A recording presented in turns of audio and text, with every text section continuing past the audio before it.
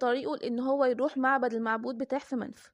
وقام وقف في نص الطريق عند قصر كاهن ومدون وكاتب ليه اسمه ويب ان وير، وقال انه هيستريح عنده كام يوم لحد ما يكمل سفر.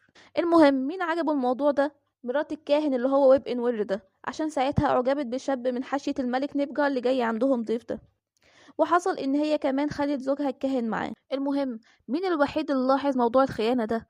رئيس الخدم بتاع بيت الكاهن. وفي نفس الوقت هو ما خلصوش اللي حصل وراح حكي للكاهن على كل حاجة، على ان مراته والشاب ده بيتقابلوا وبعد كده بيروح يستحمى كمان في البحيرة بتاعة قصره.